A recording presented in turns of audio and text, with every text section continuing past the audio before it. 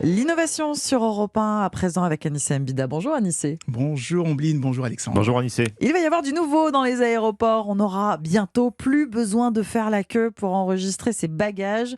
Ça va en soulager beaucoup. On pourra les déposer directement sur le tapis roulant sans passer par le comptoir d'enregistrement. Oui, parce qu'il n'y aura plus d'étiquette bagage en papier. Vous savez, celle qu'on vous enroule là, sur la poignée avec tous ces codes barres. Elle va être remplacée par une étiquette électronique avec un tout petit écran.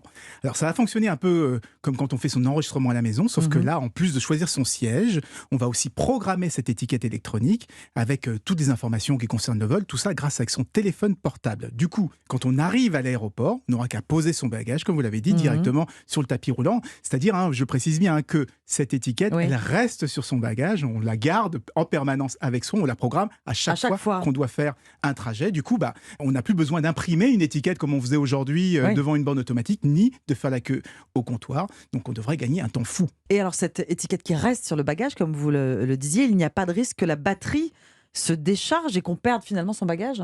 Et non, justement, c'est ça la nouveauté, parce que ça fait des années que les compagnies aériennes testent des étiquettes électroniques, mais ça n'a jamais marché, notamment à cause des piles qu'il fallait changer ou de la batterie qui pouvait se décharger. Et bien, avec cette nouvelle étiquette, elle sera totalement autonome, elle n'aura pas besoin de batterie, parce qu'en fait, elle fonctionne avec la technologie NFC, comme les badges d'entrée dans les immeubles, c'est-à-dire que c'est l'énergie du téléphone qu'on va approcher sans contact qui va suffire à charger des informations dans l'étiquette et à mettre à jour son petit écran. Après, l'écran va rester complètement fixe sans consommer la moindre énergie. Et il y a déjà plusieurs compagnies qui sont mises d'accord pour basculer sur ces nouvelles étiquettes.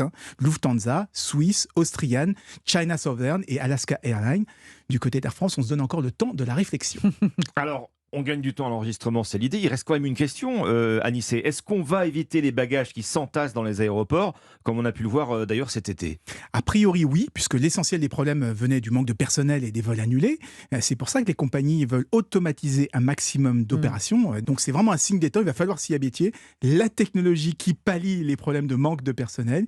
Il faut s'attendre à avoir beaucoup plus de self-service, avoir beaucoup moins de contacts humains. On le voit déjà dans les grandes surfaces. Eh bien, ça arrive maintenant dans les aéroports. Merci beaucoup, Anissé Mbida. C'était l'innovation sur Europe 1.